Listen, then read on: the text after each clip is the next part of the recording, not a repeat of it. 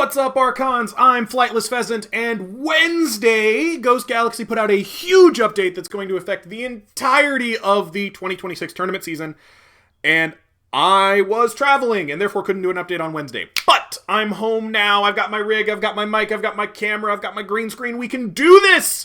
Let's go, team! So obviously I've read most of this already, but I'll be honest, I kind of skimmed it. So I haven't read it all in detail. So we're going to go through it in detail. We're going to talk about what we think about. I've had a little bit of time to think about it, so I'll get to give you my more complete thoughts. So it might be just a little bit less stream of consciousness than normal. So let's go through it, see what we've got. Tournament structure update. Our 2026 Vault Tour is set to begin with our first stop in Portland, Oregon at Guardian Games. Before Keyforge players gather to have a blast at the event, we're announcing a significant change to the tournament structure for all officially sanctioned Keyforge events. Beginning with Portland Vault Tour, May 15th, 2026, we will shift from the 2-LO or 2-loss-out tournament structure to Swiss-style qualifying rounds. Okay, that's big. That's big news. So up until now, they've used a 2-LO structure, which basically is once you lose twice, you are out of the qualifier rounds, and then when they get to the top 8, they do a normal top 8. Now they are switching it so that it's Swiss pairing, which means you get to keep playing until we've played however many rounds we need to play, and then they'll take the highest however many players, and those will be the players who get to play in the top however many. And you notice I'm not saying top 8. There's a reason for that. We'll get into it. So, tournaments will still conclude with a top cut consisting of a single elimination bracket and a best-of-3 final match. No significant changes will be implemented for these tournament stages. So this is mostly just going to affect the preliminary or qualifying rounds. We got that. The rest of it's going to be pretty similar. Asterisk. Again, we'll get into that. I know this is a change some people have been requesting. Personally, I didn't mind it. Thought it was pretty okay. There are some implications to this change that we'll get into in a little bit that I have mixed feelings on, but let's just go right on down through it. So, tournament rules and guidelines update. We've revised the Keyforge tournament rules and guidelines to incorporate the essential documentation that will inform players of the new expectations arising from the change. This includes a detailed description of the new structure, which we'll also summarize below.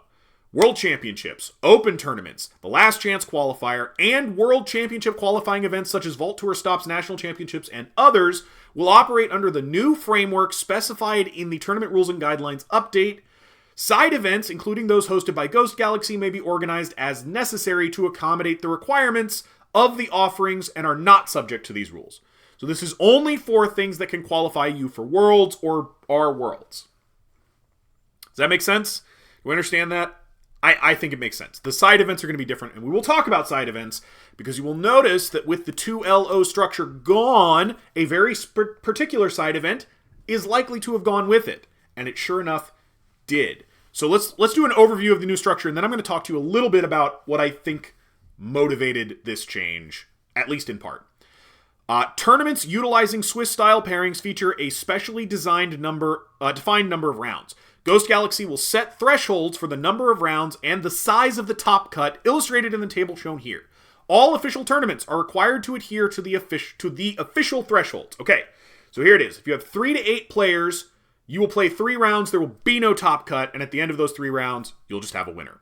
If you got 9 to 16 players, you'll play 4 rounds with a top 4, and you have to have at least 17 players before we get to a top 8. And if you get to 129 or more players, then we'll get to a top 16. Does that make sense? This bracket, this ain't going to happen. That's not going to happen. So we don't need to worry about that.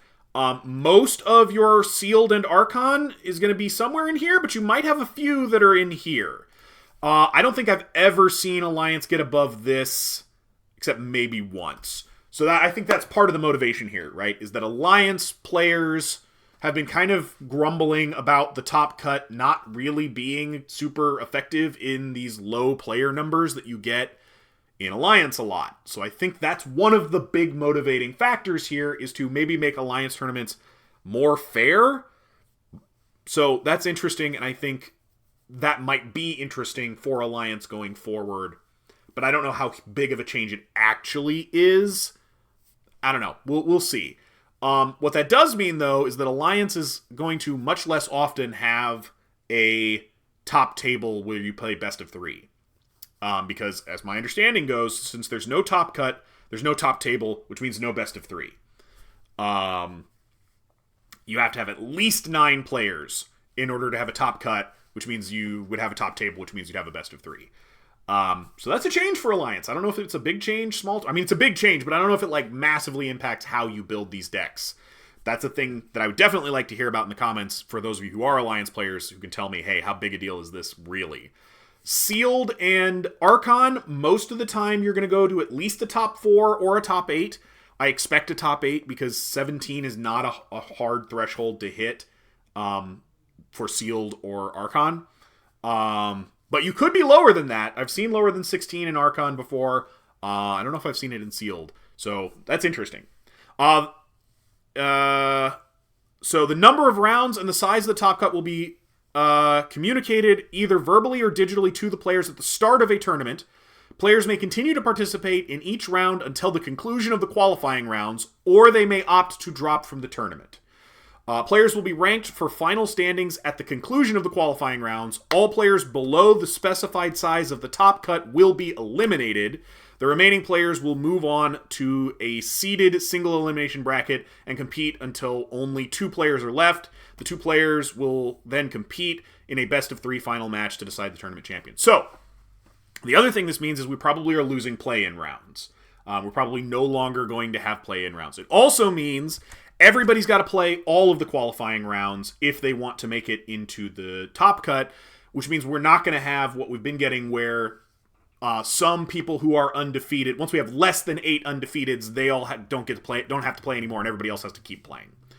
So, pluses, minuses, ups and downs. I think it's kind of a lateral move, in my opinion. Not better, not worse, just different. But it does have some pretty big implications for some things, which is what we're about to talk about.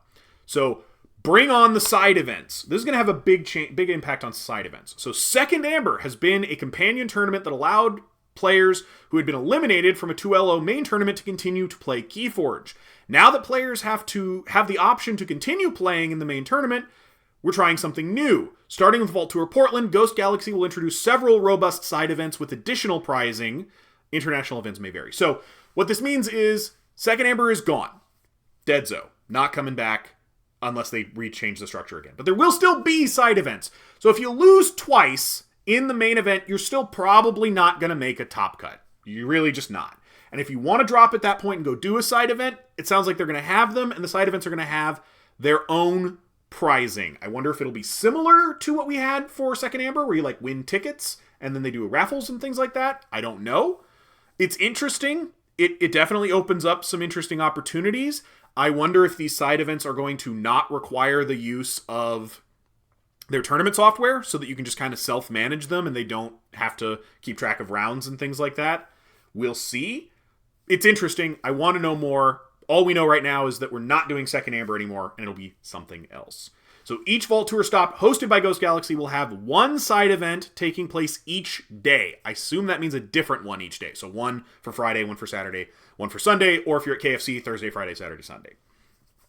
Players will be offered interesting ways to engage with Keyforge that are not available in main tournaments, including alternate formats and game modes. I assume that means they might engage in some of the fan formats. So it's possible you might see Cube, Keymander, Adaptive, Triad, things like that, which I have some mixed feelings about, but why not? Sure, go for it.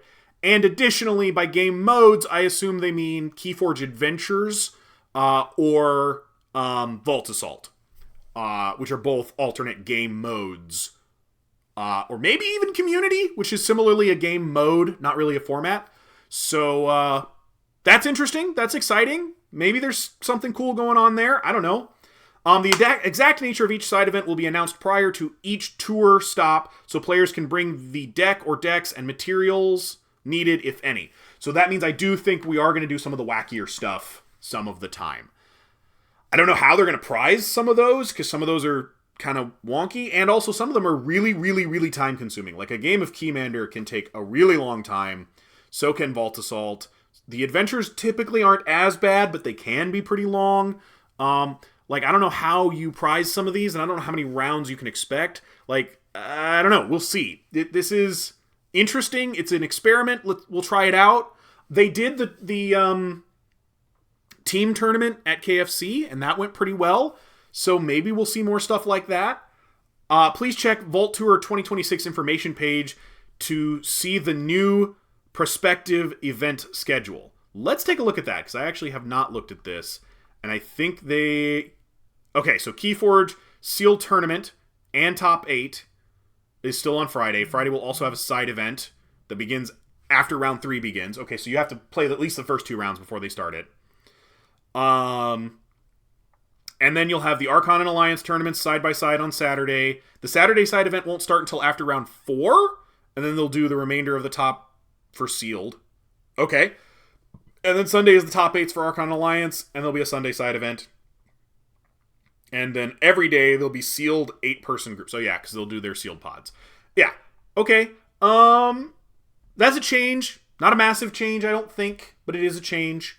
So something to think about, something to keep an eye on. Like, all the official tournaments are pretty much the same as they were. I anticipate that a lot of times Alliance will wrap up on Saturday, and then we won't actually have top cuts for Alliance on Sunday. That's just my expectation based on attendance numbers for Alliance in the past. All right. So last thing, a token of change. Ultimately, the final implication of this change is that we will bid farewell to Playstyle 2LO as our premier tournament structure. This is a system we developed specifically for our events, and one that we're incredibly proud of. Ghost Galaxy's team worked hand in hand with Twilight Dimensions, our sister company, and the creators of Playstyle, to create a structure where every match truly counts while reducing long tournament wait times. We're pleased with what we achieved together and how much the system has solidified since it was first introduced in August of 2023. I think it's an okay system. It works fine. Playstyle, the software, is the real point of failure, not the actual system. Playstyle will remain the tournament software for all Ghost Galaxy events and will implement the new Swiss pairing system. Players who have already registered for Playstyle will not be required to update their profiles to participate in the new tournament. So you don't need a new profile. Your current one will work. It'll just be updated automatically. Those who have not yet registered will have to visit the Playstyle website and link their Keyforge/Keybringer account to join. Always make sure you link your accounts. Do it well in advance. It's definitely going to save you a bunch of time and headache. Even as we sunset the 2LO as our premier tournament structure, Ghost Galaxy may explore ways to utilize it for other types of events where it best serves the players and the objectives of the event. For the time being, aligning with the broader hobby community facilitates a smoother entry for new players into our Keyforge organized play offerings and upcoming projects. I didn't think about that, but that's true. Most of the other card games I've played use Swiss pairings, and I guess it may have been a barrier for some people that they didn't do Swiss, that they did something else. I don't really think it was all that big a barrier. Again, put your thoughts down in the comments. If you think it was a huge barrier that was really keeping people out, let me know. I didn't get that feeling. And then, the Attention Archons for the Vault Tours, get your tickets. So, my final thoughts. This feels like a lateral move to me. It's going to kill Second Amber, which some people are going to be happy about, but personally I'm kind of disappointed because I actually liked Second Amber quite a bit. But Second Amber can be replaced with a wide variety of secondary formats and modes that might fit this well. My question is going to be, how much more judge resources is this going to take? Are they going to use Playstyle to keep track of rounds for those side events? Is there just going to be one side event, or are there going to be multiple? If the side event is an adventure, how many copies are going to be made available so that people can play them? If we're not doing adventures, why not? Because I want a new adventure. I really want a new adventure. Give me a new adventure. The Great Hunt was good. It was really good. It was maybe the best one of all 4 of them, in my opinion. Especially after you use the Nightmare mode to increase the Sky Beast deck so that you have a longer turn counter. Like, I have multiple questions, but I think broadly my opinion is this is pretty much a lateral move.